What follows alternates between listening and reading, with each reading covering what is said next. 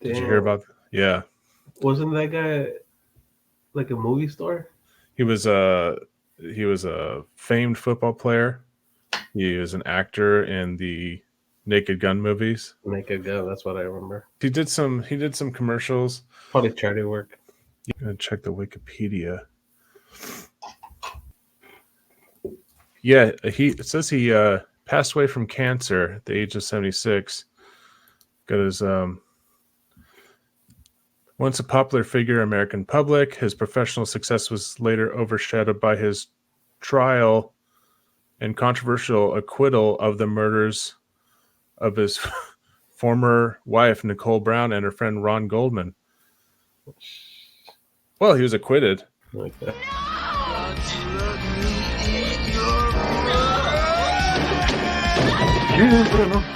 Kill you! I've just seen death! Do you know what the most frightening thing in the world is?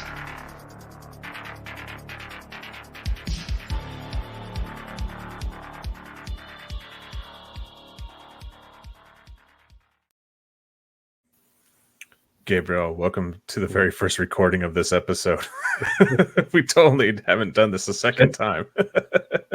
It's nice to see that intro for the first time. It's so fresh. We didn't just see it about 2.5 minutes ago. I totally didn't flub it opening. So, oh, hi, Kitty. Today we're going to be talking about near-death experiences. And before we get into the reason we're here talking about it, which is something that you had brought up to me, I'm going to go over some of these throughout history, and also I went through Reddit and some other places, and I culled some different stories that I found that I thought were interesting. Yeah. So when I refer to them, I'm going to probably refer to them as NDEs because that's what the researchers call them. But do you know anything? Have you ever read about near-death experiences at all? No, I haven't read about them, but I mean, I know of them, and I am interested. I think I will maybe spend too much time on them. Yeah, like a rabbit hole. Yeah, like a rabbit hole. Yeah. So I'm pretty sure everyone knows about NDEs or near-death experiences. Maybe know someone who had one, or maybe you've had one yourself. They can happen widely from heart attacks, car accidents, drownings, etc. However, the majority of experiences carry common traits and visions, which is why it has fascinated researchers for hundreds of years. Some scholars have stated the recording of NDEs as far back as ancient Egypt and pre-Buddhist China. One of the earliest accounts by a medical professional is by French military doctor Pierre-Jules du Monchot. Not bad, right? Sounds right, yeah. Thanks, dude. Who wrote of another man's experience.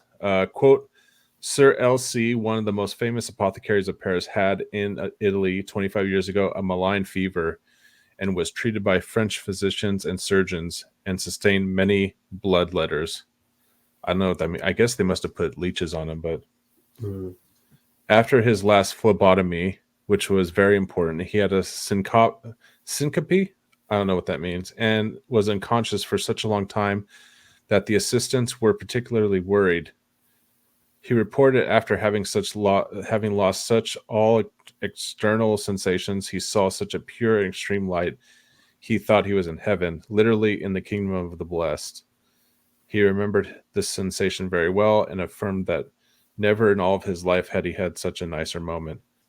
Yeah, apparently these have been covered for hundreds of years. That's the first time like an actual like doctor talked about it, not just some like some witch random doctor.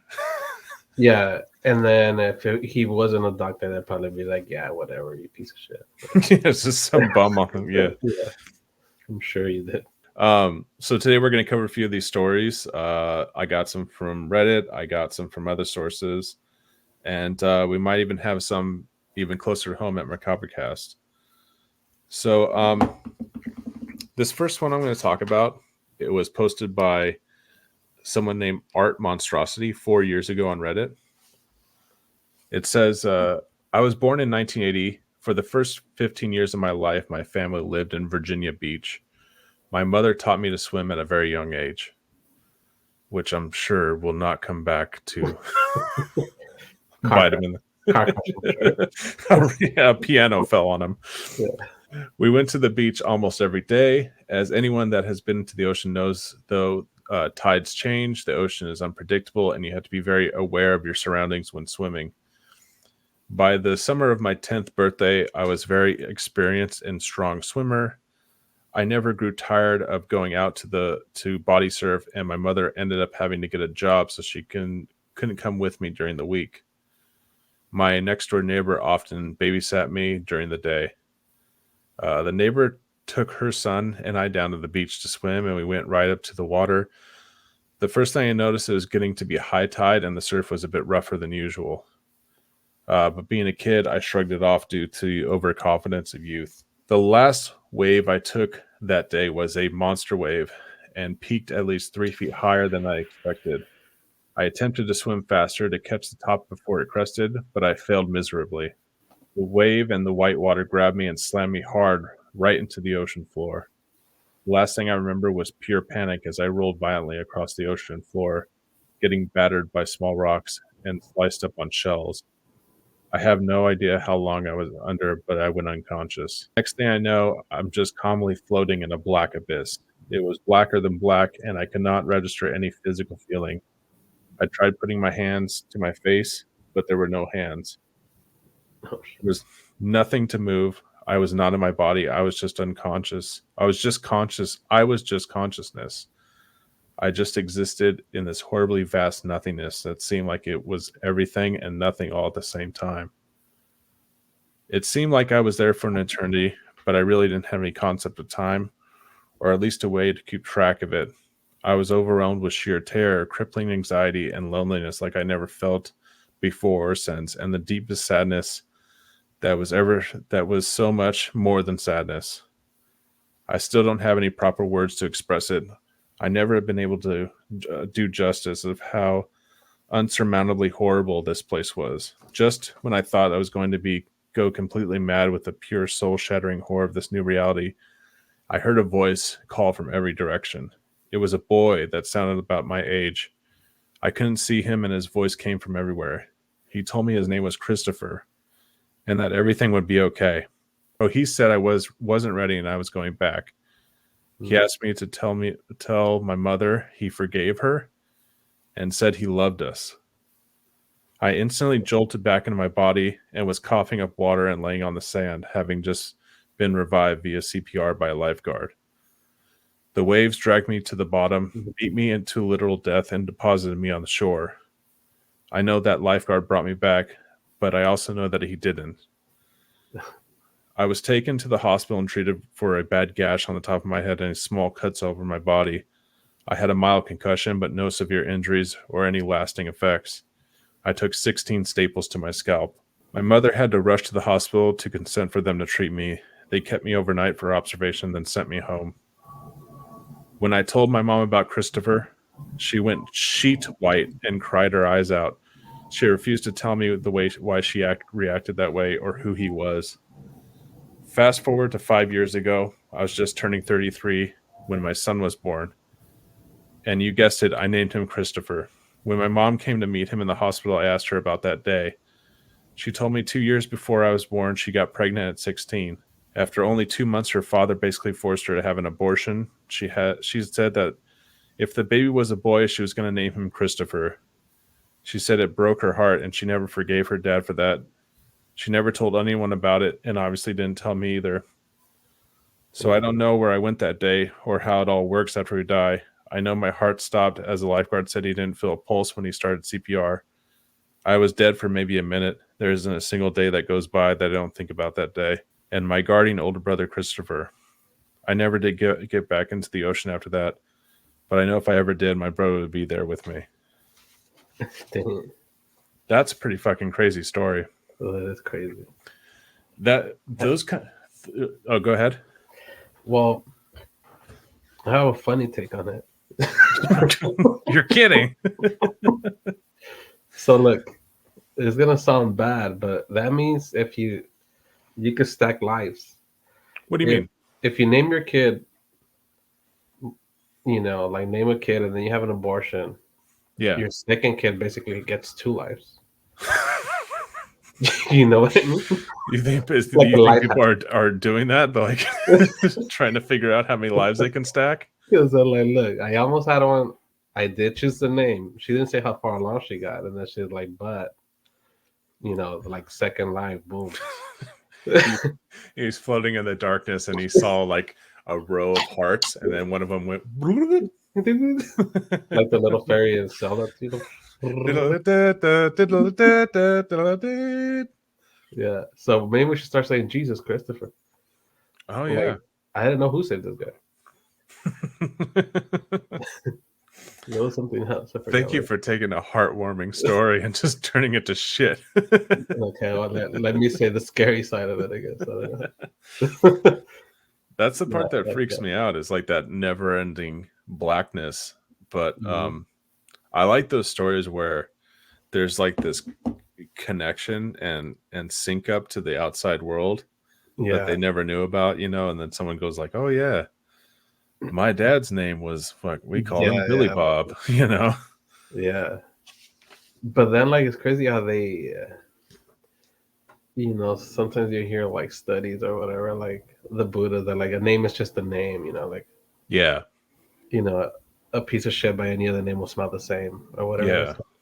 So then they take the names very seriously also, like it is interesting how it's like yes and no, but then there's a connection that comes from like from another world, like from a soul, and it has a name. What if it was like it was Christopher Reeve helping him in the afterlife, and he's like, no, it wasn't your brother, it was me. Like, I get the credit for this one. Or what if it was like a sick ass name, like his mom lived in Japan for a while and his name was like Hashimura or something. Oh yeah. He's like, I don't know his name, but he sounded like like a samurai. He helped me, and then he went, oh yeah, he like powered up. All right, so here's the next story. This is posted 3 years ago by Parsley Additional 334 on Reddit. I had to do a lot of corrections on this guy's story because it was full of fucking typos, and like he used a lot of like, instead of like plurals of stuff, he just put Z's. Like when they make horror movies about being in the hood and they put like bones. Oh, really? Yeah, so I had to like go back and retype it to make it legible. So you can be, and I quote. Yeah. Well, I'm extremely white, so it's like anytime someone types out in the urban style, I can't read it. Like it starts seizing up. Okay. So it says October 3rd, 2020. That I call that day my new birthday. While at work, I was just eating lunch. My neck started hurting first. Then it went to my chest. I had severe chest pains. I'm not laughing at his chest pains. I had severe chest pains a year ago, and they told me it was just indigestion. So I thought it was the same thing happening over again. So I got off my bulldozer, and I had a friend take me to the office. I'm figuring I need some Tums. I told my medic what was happening. She gave me Tums and aspirin. She knew I didn't look right. Then the pain went to my arm. Now everyone's freaking out, including me. So I prayed to God and asked for forgiveness. Soon I told him that the pain was leaving, and that's when I passed out. When I woke, the medic was on my chest pushing. I asked her why she was doing that. She replied that my heart stopped. I said, no, it didn't. I told everyone that I was just sleeping and I had a dream and I wanted to tell them about it. And then she said, Brian, you died. Okay. I started looking around the room. My shirt was cut open and the defibrillator was still talking. I don't know what he means by that. I was looking at that sentence for like 10 minutes. I was like, what does he mean? The defibrillator was still talking. Ticking? Maybe he meant ticking. Realization hit me like a ton of bricks. When I passed out, it was dark. Then the light came, so bright that I couldn't see anything. Then I was inside the light. I looked all around me and saw nothing but light. it started going away like a lifting fog. I was coming out of the other side. At first, I started seeing pine trees that were floating above. I floated down and looked under me, and there was a garden so intense with different colors that it entranced me. All I could do is stare as I floated to the right. So now I'm looking across the sky. I saw lights lined up straight and down, and they were moving towards me. As they got closer, more lights started appearing. I had no fear, and oh my God, the lights merged together and formed a man. He was all light, no facial features, just light. He floated up and down and sideways in front of me, and I could tell he was looking at me. So when he came right by me,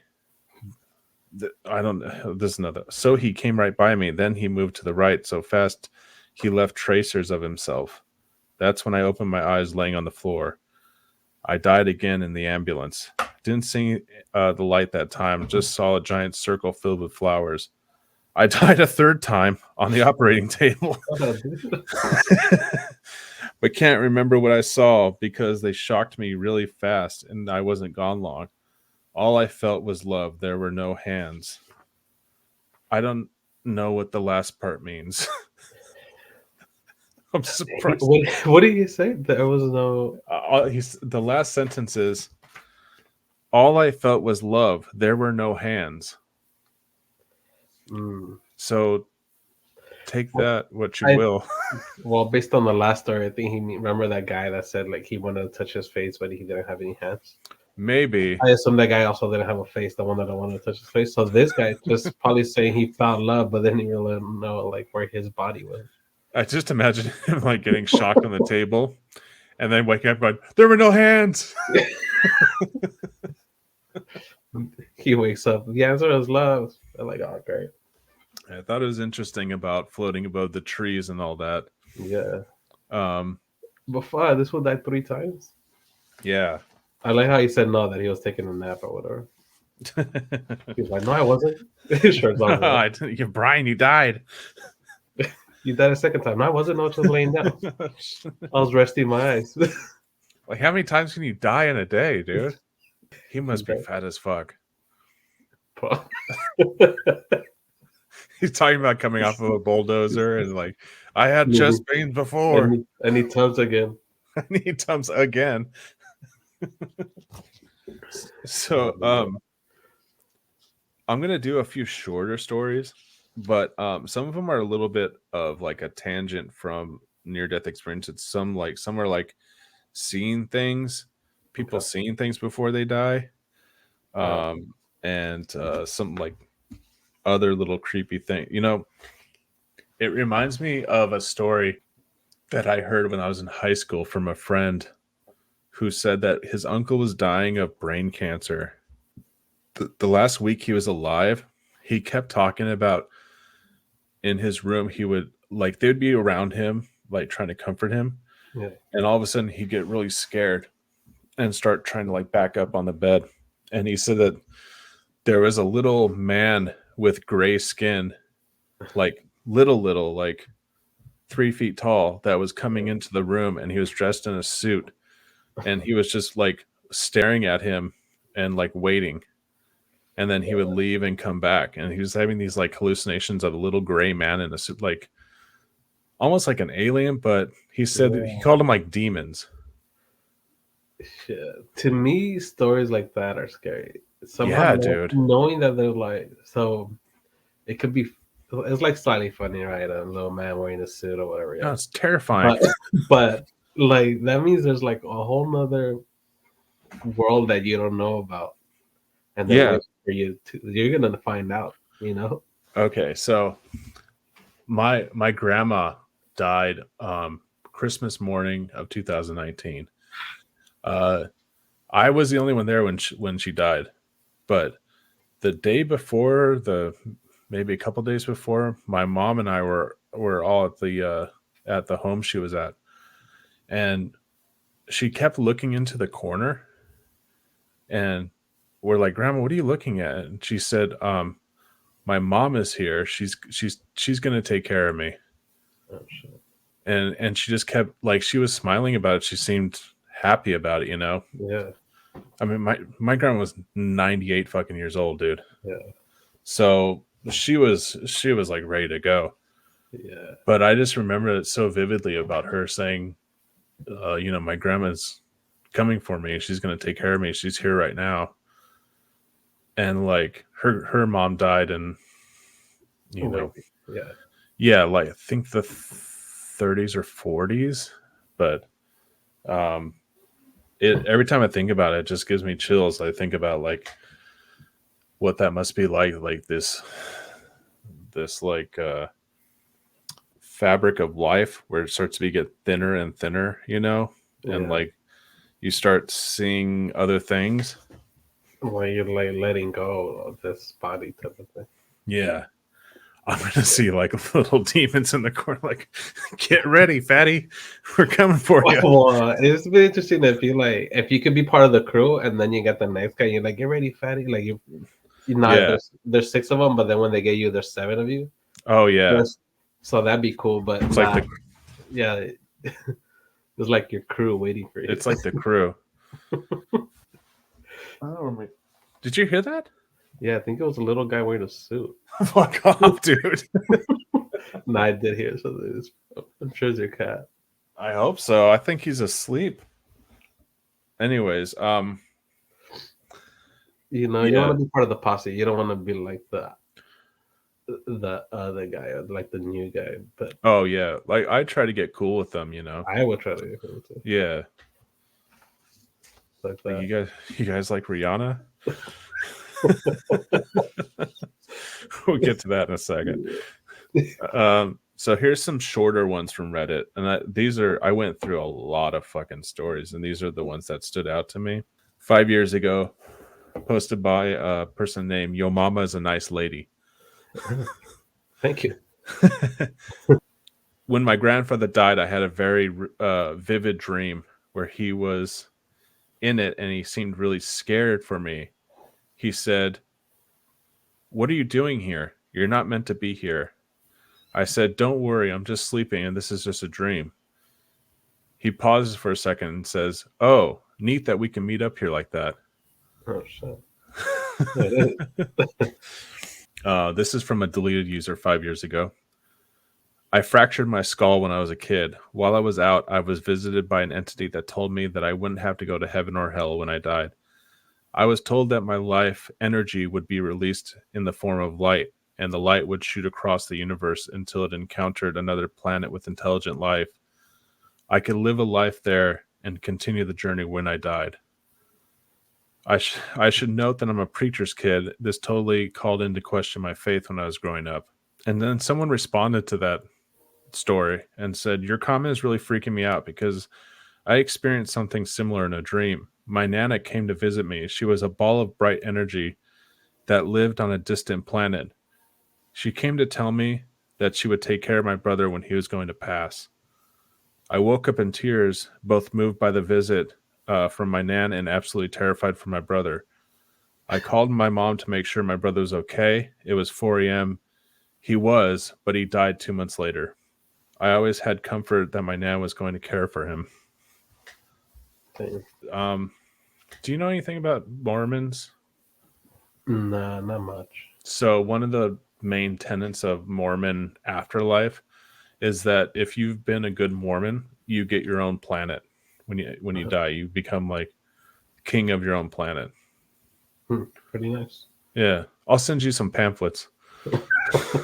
We'll send some people to your house. Don't worry about it. Oh, and I like to pick and choose how much religion I have in each. No. We'll get you. No, I just need one part. I just take ideas. You just take the planet part. You'll leave the rest. I'm gonna start another religion called the best of. I told you they get multiple wives, right? Oh, all right. Yeah, that's included in my new religion. Which is okay, cool. What did you call your religion? Best of. Best of. Sweet. Yeah. Posted 5 years ago by Rosalie2222. I was reading some of these responses to my mom we began to talk about her aunt who passed away a few years ago. Her aunt was like a mother to me growing up, and it meant a lot to her. Oh, her mother was like a mother. She was like a mother to her growing up, and it meant a lot to her.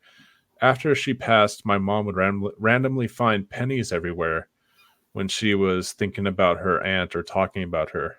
She took these pennies as a sign from her aunt. We began to talk about her aunt, and my dog started staring at my mom and I. It was really kind of creepy. He wasn't moving no matter what we did, just staring straight ahead. My mom made a joke. Buddy, do you see someone that we can't see? Then he proceeded to spit a penny right out in front of us. Oh, shit. That's fucking crazy. Yeah. If she's not lying. If she's not lying. I always have to add that to the end of the story. If they're not lying. I also wish the aunt had a little more, more legal tender. Oh, you think you want the dog to spit out like $100 bill? Couple quarters, maybe. Like I saw pennies on the ground everywhere, so I knew my aunt was nearby. Yeah, broke ass aunt. By the way, you should never feed your dog pennies. They're super toxic for them. Yeah, manifest some like fucking quarters, Give me some, cough up some Bitcoin. Yeah. The dog was probably staring because the motherfucker was choking, dude. Yeah. It's like, aren't you guys gonna help me? He was grabbing at his neck. I ate a jar of change earlier. I'm gonna die. Or it was that, and it's very sweet. Yeah, the whole lying thing, like that, you always have to take that into account. That's something I wanted to bring up. Do you know Alex Malarkey? Alex Malarkey. It sounds very familiar. Did you talk to him about this guy? I may have mentioned him. So Alex Malarkey was a kid that got into a car accident when he was young in 2004. And he was paralyzed from it. I think a full quadriplegic. And he said that he died when he was getting better and coming out of everything. He told his parents that he went to heaven and that he met Jesus and he saw angels. So his parents started talking to him about it, and they started putting stories in a blog. And that blog became a book called The Boy Who Came Back from Heaven. Okay. It was a huge bestseller especially for Christian bookstores. And it became a movie as well. I think it became a movie. Possibly. I might be thinking there's been a few of these types of things. He became one of the first people to get one of those surgeries that allowed him to breathe on his own like they did. Second, Christopher Reeve mentioned. Same as Christopher Reeve. In 2011, though, Alex commented on his fan page that his book is one of the most deceptive books ever. And the people that ran the page deleted it and then banned him from the page.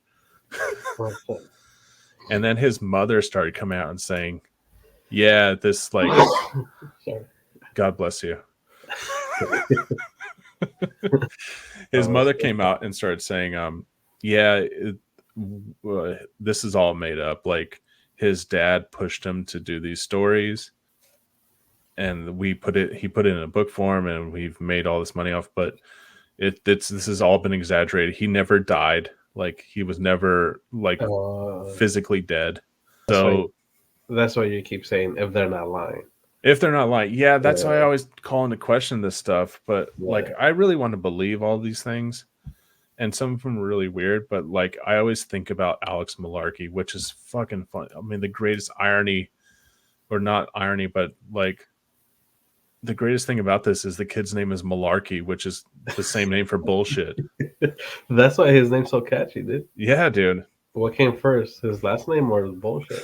Or the bullshit. You never know. Chicken or the egg, dude. Yeah. So like, yeah, the Christian bookstores all started pulling the books off the shelves. I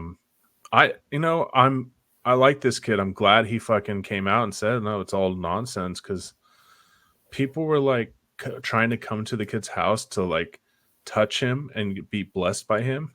Yeah. And they were all, and him and his mom were like going, this is too much. Like we got to stop this before it gets worse. Yeah. A lot of people getting money from that situation, they would just keep the con running, Yeah. So he would even have a second vision or something, Yeah. Part 2. Part 2. Heaven 2. Jesus again. You know they're making a sequel to Passion of the Christ. Are they? Yeah. I can't type for line anymore. What's it called? Easter?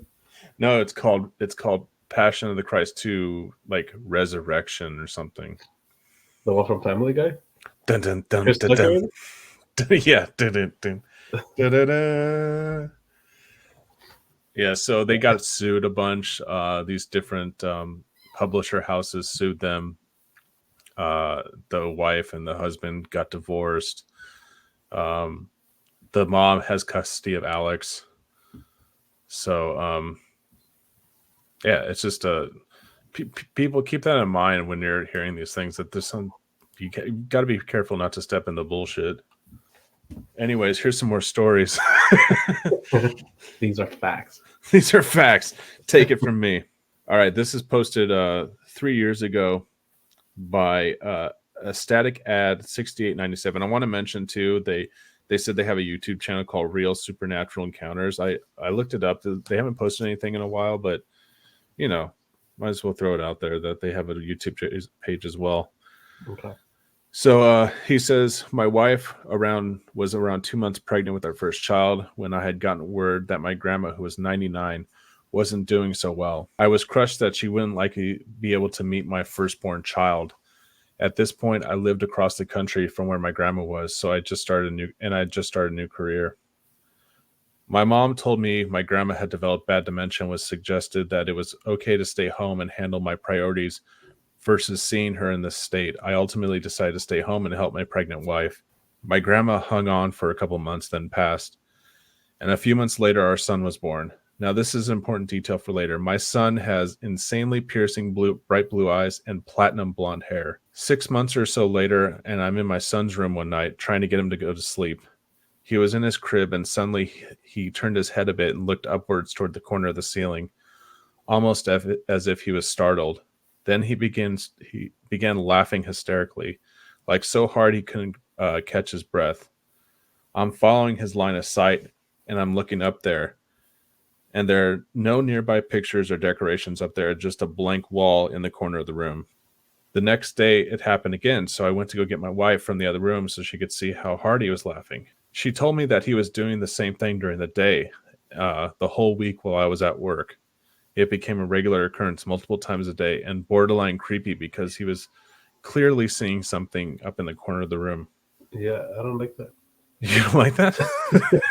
Even though he's laughing, it's kind of fucking weird. You don't like a little blonde, blue-eyed boy going, ah ha ha ha ha? No, maybe he was brown, yeah. You fucking racist. Nobody should be fucking laughing like that. Least of all the whites. Yeah.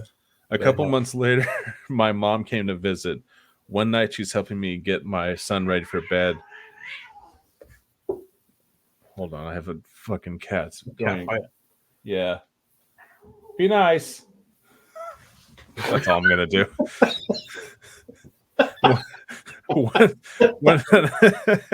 One night she's helping. Put it on YouTube. Come on, hey, stop it. Hold on. I gotta take care of business real quick. Be nice. Yes. I'm back. Wow.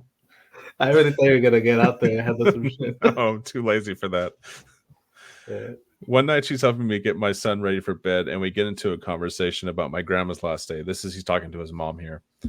Particularly how her dementia was getting worse and worse, and it went until this one specific day.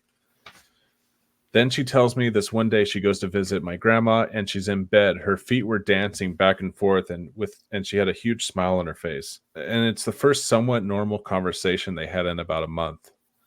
My mom says, wow, you're so happy today. My grandma said, yeah, my friend came to visit me again. My mom says, who's that? The boy with the penguins.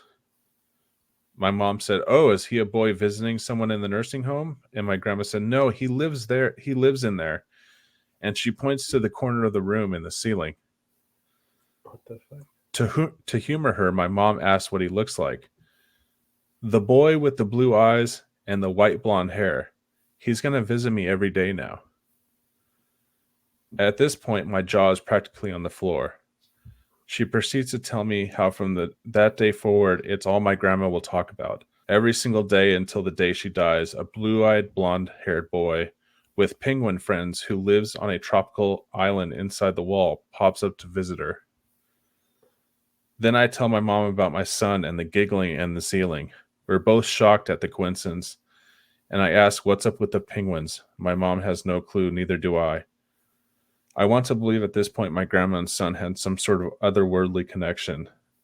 But the rational side of me is like, she had dementia, babies do weird stuff sometimes, and penguins and tropical islands make no fucking sense. But here's the second part that I can't deny after this. Fast forward, my son is roughly 4.5. Out of the blue, he starts talking about this place where he used to live before he was born called Cryptodon. Every single day. This is my best interpretation of spelling it. He says Cryptodon like it's a planet, but not near Earth, and where people can fly and animals talk, among many other details. I listen to his stories about it, and I'm happy he has a big imagination. At this point, I had forgotten about the penguins. One day I'm going through an old photo album, and I see a picture of my grandma. I call my son over to come see the picture, and this is the first time I've ever shown him a picture of her.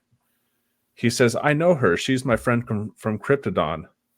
My hair stands up, and I asked him to tell me more about her, and he says, she came over and ate pineapples with me and my penguins on my island where I live there.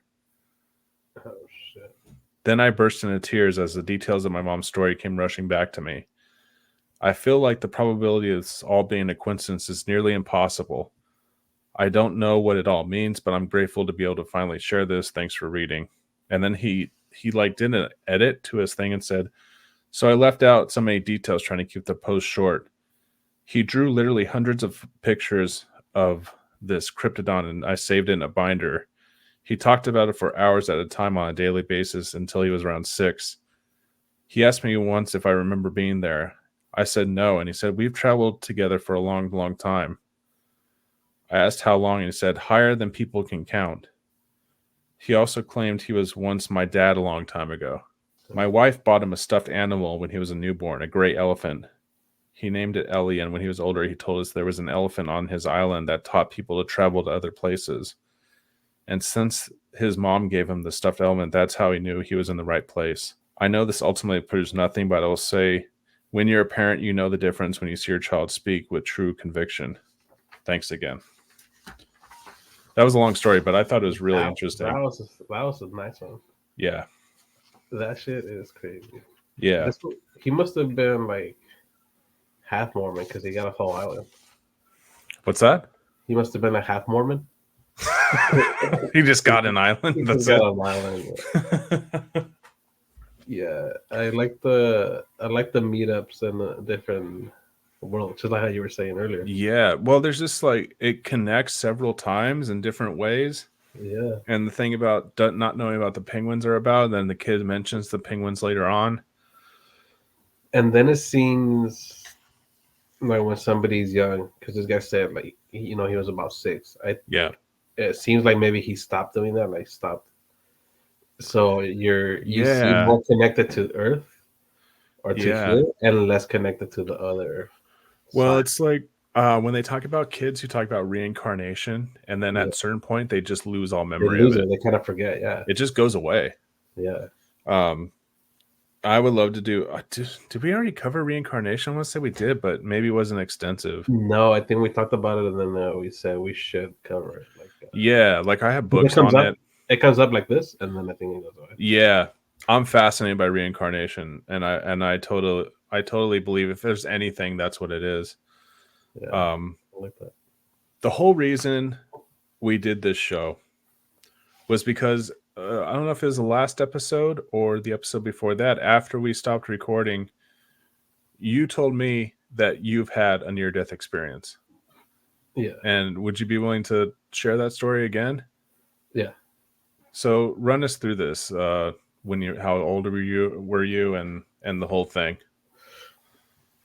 So I'm guessing this was probably like either 9 or 10 years ago.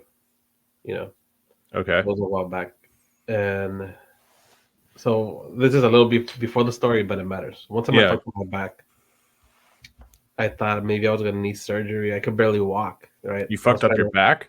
Yeah, my back. Okay. It seemed like I had I don't know what the fuck I had, like a pinched nerve. Yeah. I took 3 of the ibuprofen, the 800 or something. Like I took something strong. And I could not walk. That shit was fucking hurting. Yeah, I know that feeling. I was trying to walk upstairs. Yeah. And I live like basically like across the street from my parents, like or like next door, like somewhere nearby. So my mom saw me. She thought somebody fucked me up. She thought I got jumped. Oh shit. You're like, tell me the truth, what happened or whatever. I'm like, my back fucked up, like, you know. And I was like, I might need to go to the hospital. I don't know what to do. She's like, I know a lady, and she's like a massage therapist, you know. Yeah. But in Spanish, we just say sobadora, like somebody like she doesn't have the credentials, but she's fucking legit, right? Yeah. I was running out of options. I said, well, if this doesn't work, either I'm gonna lay down and see how I feel tomorrow, or I'm gonna just fucking go to the hospital. I really didn't know what to do. Yeah. So, like, fuck it. She didn't live too far from us. Like I would say like in 5 minutes, she fixed my back. Okay, and so what'd she do? She just knew what to do. She's like, well, I feel it here. She like massaged it, and like she did her thing, and she like, okay, can you get up? And then like I got up and I felt good. I was like, damn, like fuck, like this lady, like just I don't know. To me, she did a fucking crazy job that I thought I was gonna have to pay for like big time. Okay, so knowing that, right? So like, that's before the story, and now this is basically 19 years ago, and this is where I start. So my leg was hurting, like behind my knee. Yeah, I was running somewhere. I think it was like a trail or something. I think. Wait, hold on a second. So the back thing happened after this experience? No, the back thing happened, and that's how I know. That's why I went back to this. Okay. Go ahead. So, because now I knew that she was pretty good, right? Yeah. So then my leg was hurting, like the area behind my knee, where your whatever those tendons are. Yeah, like they felt tight, like okay. It was hurting me for like 2-3 days. So then I asked my mom, like, "Hey, do you still know that lady, or do you have her phone number? Or, like, maybe she could help, you know?" Yeah. So she's like, "No, I don't have her phone number anymore, but like, let's go." So she took me. And the lady was like willing to help. She's like, "Oh, okay, you know, let me take a look." So she like put your like foot on my knee. So now my foot was like stretched out. I told her where it was, and she started feeling there. And she's like, "Let me see, take off your shoe and your socks." Right. So I took them off, and she's like, when it hurts there, usually the problem is on the bottom of your foot. Yeah. So she's like, she looked, and she's like, "Have you looked at it?" I said, "No, I guess I didn't really pay attention to the bottom of my foot." And she like, take a look. That shit was like fucking purple, like bruised. A huge bruise. Wow. A huge bruise on the bottom, like purple. Did you like, do something to it? Like, did you remember injuring it? Dude, I must have like. That's a price you pay for trying to stay healthy and shit. I was like running around. I don't know what I did. Like, that's just fucking stupid. And every time I get hurt, is for trying to do something positive. You heard it doing CrossFit or what? Maybe it was. That was when I was doing the shit with Eric. When I was doing the Spartan thing. So I had that, right? So she started like massaging that area where the bruise was. Yeah. And then the best way, I'll try to think about it. The best way I could describe this, I started feeling like, you ever seen somebody kind of like get hurt, or like somebody have an accident and you're like a little hyped up, like a little more alert? Yeah. Like, not like scared, or like adrenaline? Like adrenaline, but like something bad happened, you know, like a little off. And now I was like, I was feeling that, and I'm like, it doesn't make sense because all this happened, she's driving my foot. So I'm like kind of like looking around, like, what the fuck, like a spider or something. I'm like, something's wrong here, right? Yeah. And then the next thing I know, I look at her, and she's like staring into me like that, like she's like looking a little closer, and I'm like, what the fuck? And then she goes like, her mouth moves like slow. She's like, and that's when I realized. That's when I realized I couldn't hear. She was like speaking. Oh wow! And I couldn't hear anymore. I was like, oh fuck! And it's like a movie. Yeah. So when someone's fucked up in a movie and they're like, yeah, but I didn't even hear the fingers. You know how in movies are like, ding, me. Yeah, that wasn't true. It was none like of a that. bomb goes off and the person's like, no, it was just like gone, and she was moving in slow motion. So she's doing that thing, like talking and speaking, I guess. And then I see her, and she turns over, and then she's doing that, like she's moving her mouth, like telling something to my mom now. yeah. And when I turned to like look to the right where my mom was, like just a black circle, just like closed up. Like my vision just turned into like nothing, like like tunnel vision, like tunnel vision, but like just like the old cartoons, or like yeah. So then that's what it became, and I would say like within a second, I was somewhere else. Like, what do you mean somewhere else? Like on top of this mountain, like looking at a waterfall. No, I wasn't looking at the waterfall. I saw like a lake. I felt the breeze of a waterfall.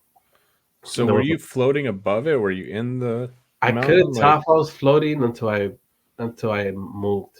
Well, like if it's the same view of if you were like sort of walking around, or are you like high above everything? It was if I was like just like 3 feet higher. Okay. I was like slightly taller, I would think. Yeah. Also, I didn't feel anything on my feet. There was no feeling on my feet, like if I was like stepping on grass or anything. I couldn't see the sun, but I could feel it. Like you could feel things. I could feel that it was warm on my skin, wherever that was. Like I couldn't actually see my skin or anything, but I could feel a nice breeze. Yeah. It was warm, and the view was fucking beautiful. Like fuck, like. Because that guy in the story earlier was talking about floating above the trees and like being in a forest. Yeah, it wasn't that high. I was more like me, like if I was walking somewhere, but just like without having to step on the ground, sort of. Yeah, but they describe that same like vivid, like you're totally lucid and you can feel things. You could feel things, for sure. Like I can't believe I felt like I could hear the waterfall, like the swoosh, and then like the little breeze out that I could see, and I kind of felt that on my skin. So what were you thinking? I was like, well, the feeling that I remember. Okay, imagine this. Maybe you can. Maybe I'll be able to describe it. So like on a fucking hot day. Yeah. And you jump into like a cold swimming pool or something. Yeah. It feels like you feel that thing inside, like in the center, like. Oh yeah, like that, but like the entire time. Without feeling chills, like something inside, like like just fresh. I don't know what it is, like. So it's almost like a shock to the system. Like a shock, like I was like, oh shit, but then very interesting, very like chill. Like, were you scared? No, because at that point you don't even care like if something did happen, you're like, I'm not gonna worry about it because this is nice here, right? So you're at peace. Well, that's good. I was at peace. I didn't think about anything. Like really, like I was thinking of like, wow, I want to see this waterfall. Yeah. So then I was like, I was thinking like how nice this place is, how good it feels, and how I wanted to move closer to get like a better view of like the lake and the waterfall. Yeah. So then when that happened, I realized I was floating forward. So it seems like I could move, but the way that I moved wasn't like walking; it was like a float. So that part did trip me out a little bit. Like, oh fuck, like I'm floating, right? Yeah. And still at the same time not carrying. Like I'm just like floating forward. And then like the guy when he said that he heard a voice that was coming from somewhere and everywhere. Yeah, everywhere at once. I got that, but it was my mom. She wow. she was like saying my name, and I I'm walking and I heard it once, and like a little joke, like what the fuck, like I kind of wanted to be like, wait, let me see, like stop saying I want to see more, and again and again, and then I fucking like I lost it, like the vision went away. Oh, and wow. I woke up and I was like pissed, my eyebrows were down, and what the fuck, you were just in paradise and they brought you out of it. I was mad, dude. And then like I was there like 2-3 seconds on it. I kind of looked around. I remember where I was. I remember what I was doing before that. So like, oh shit, like I was gone for a while. The lady that was massaging my foot, she was in the kitchen yelling and shit.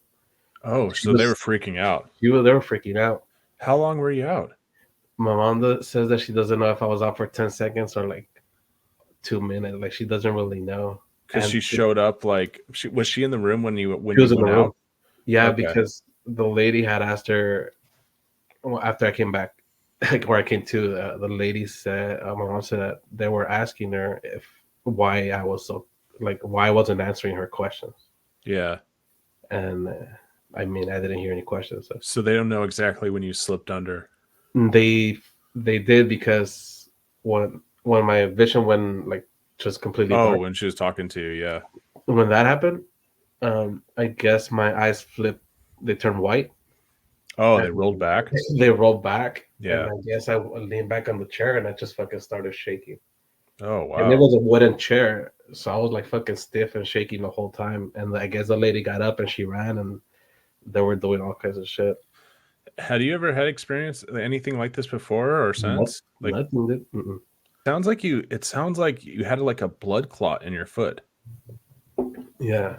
Because those can travel like instantly. They can go from your leg to your brain or to your lungs, and then like half the time you're fucking dead. Like, yeah, whatever happened is when, she was massaging my foot, and Yeah.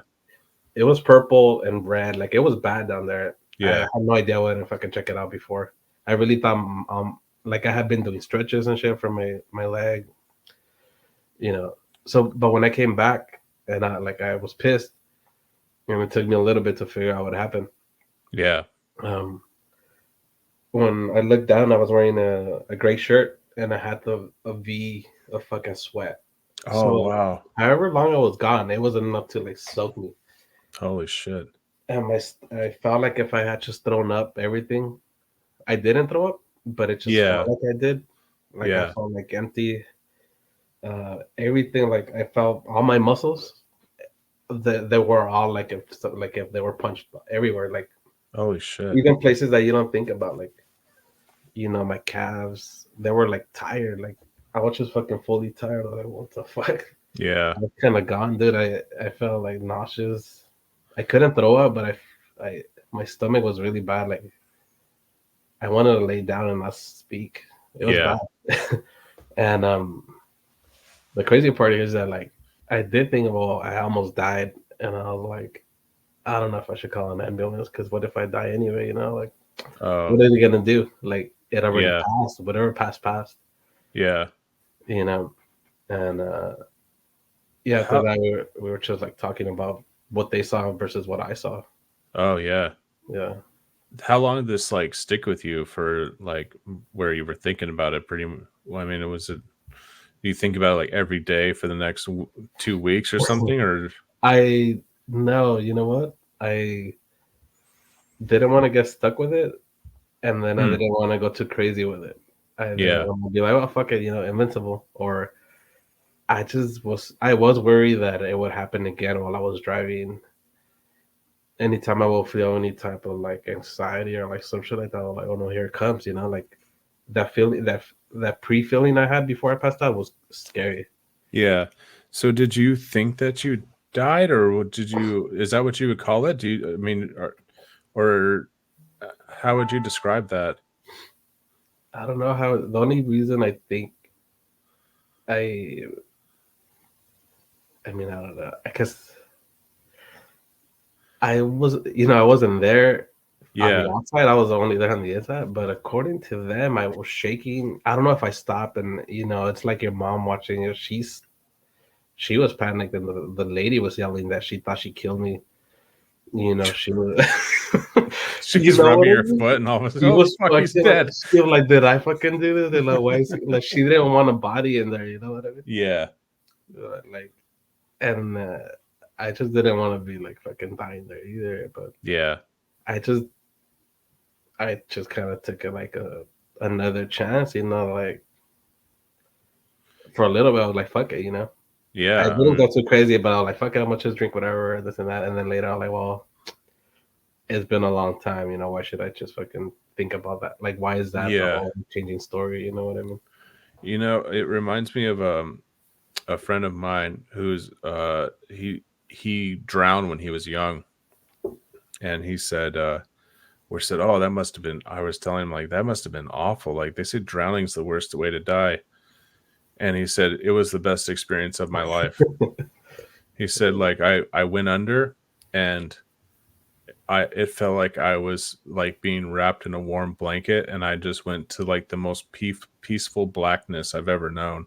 Yeah. Like the most peaceful rest. And when I came out of it, I was mad. Yeah. So, like, that's what reminded me of your story, like coming out of it and being like, oh, fuck, like, why'd you guys take me out of this? I was like, not today, you know, like, I thought maybe it was like 11 in the morning, and like, to like wait, and like for some reason they were waking me up for some bullshit. I'm like, I don't even though they was like a sick ass breakfast, like the best, I would trade it for that. Right? Like I was like, let me sleep, and then I was like 2 seconds later, I was like, wait, what the fuck? I don't know, dude. I go through some shit to get some bacon. Yeah, I don't think so, man. The thing that I do think about this place a lot. Yeah, I would like to draw it one day, and maybe like I could still feel it, which is pretty cool. Yeah, and I could still see it. To me, in my head, it lasted about what, like, I mean, I don't even know. It seemed kind of slow motion. Yeah, but I think what really matters here is how much you could feel. Like, that's the part that stands out. Yeah, because in a dream you could dream about whatever, like crazy ass shit. But like this one, was like too, like I could hear the trees that I couldn't see. You know, like I could do, like there was a lot going on. In a lot of the experiences I was reading that I didn't read here, a lot of people mention about it being more real than our reality. Yeah, like things seemed like it was the proper place. This was the actual place. The reality was this other place they went to. Yeah, it seemed like that's a place where you belong and you're good, and then you're being brought back over here when you had just made it over there. You know? Yeah, exactly. Yeah. And it doesn't sound like a seizure, because from what I know of seizures, like when people have them, it's just like they go out and they don't even know what happened. They wake up and they're like, "Oh, I just I passed out for a second." Like there's no memory of it. It's like going in for surgery. You know? Yeah. When I got surgery, I was wondering if I was gonna like dream of anything. Now it was just no. Yeah, that's the weirdest thing about surgery is like, okay, we're going to put you under now. And then you blink your eyes and then you blink them again. You open your eyes and like, when am I going to have surgery? And they're like, oh, you're out. Yeah. That's the crazy. What I do like to try to imagine, like the crew in my brain. They're like, look, this motherfucker's about to die. Give him all the juice. Yeah. That's for OJ. But they're like, give him all the good stuff. You know, free to bring the good stuff because we got nothing left. This motherfucker's about to go, and then like, give him all the happiness that he's got. And they took care of me, but turns out I came back. So they're like, fuck, that was just a drill. But if it happens again, I think I know what might happen. I mean, I hope. Yeah. It sort of like it makes you fear death a little bit worse. A little bit less than normal. If dying is like that, dude, it's fucking nice. I don't know. I read a lot of people saying like, "Oh, it was beautiful." There was one near-death experience that I read, and I want to close out the show with this. So someone had a different sort of experience. Okay. So a priest from Michigan claims that in 2016 he died after suffering a heart attack. He says that he went to hell and witnessed unbelievable moments of torture and pain there. Priest Gerald Johnson saw demons enslaving humans and a man walking on all fours like a dog and getting burned from head to toe. His eyes were bulging, and worse than that, he was wearing chains on his neck. He was like a hellhound. But what was the worst torture that Johnson saw? He said there's a section of hell where music is played, but not just any music. He could specifically hear Rihanna, and he could hear Bobby McFerrin's "Don't Worry, Be Happy" being used for torture. Johnson clarified it wasn't the original versions of the song. It was a group of demons performing it incorrectly as torture. For copyright. For copyright. You got to be careful with copyright. Yeah, they'll get you. They'll get you every time. Hell is worse than fucking YouTube algorithm. He said every word of every song was made to torture you for the fact that you didn't worship God enough through music when you were on Earth. Now in a viral TikTok, Johnson explains he initially thought he was on his way up to heaven because of the way he lived, but it turns out that wasn't the case. He said, I thought I did so much good during my life that helped so many people, but even so, when I went down to hell, I entered the very center of the earth. The things I saw are indescribable. It brings up so many different feelings when I talk about it. I was there, and I wouldn't wish it on my worst enemy, Johnson said. I don't care what he did to me. No one deserves that. That's what happens when you go to hella, a. That's what happens when you're a fucking priest, dude. Yeah, there's a lot of all these regular people having nice ass wishes, and they go straight to hell. You know, he's probably wearing a Rolex and shit that he's like, I made it to hell, and I saw a lot of my colleagues. Strange place for everybody to hang out. I know, you know, like most of them are shit bags, dude. Yeah, dude, he knew everybody that are popular. Like, hey, Johnson, you made it. It's like those preachers that like convince their people in the church like, we need to buy a new plane. I cannot go flying around this DC-7 anymore. This thing's a piece of shit. You all need to give me money, and I need a new plane.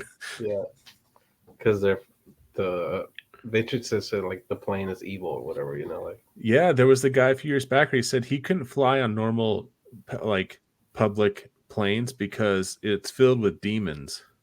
That's why he needed his own plane. Yeah. Dude, there if the hell exists, there's got to be extra shitty part of hell where those people go. Yeah, they need like the level 2. Level 2, yeah. Or a sub level, whatever. Oh, you're not getting out here. We're going to the next one. No Rihanna in this motherfucker. I don't know. I sort of like Rihanna. Yeah, Rihanna. Why the fuck? That's because they were singing Umbrella. That's her worst song. And this, why? Because it sounds like Hella. Yeah. If they were singing Only Girl in the World, I mean, that'd be a fucking jam, dude. This guy's an idiot, dude. So you wanted to dedicate this episode to O.J. Simpson, right? No, not really. Oh, I thought you said that.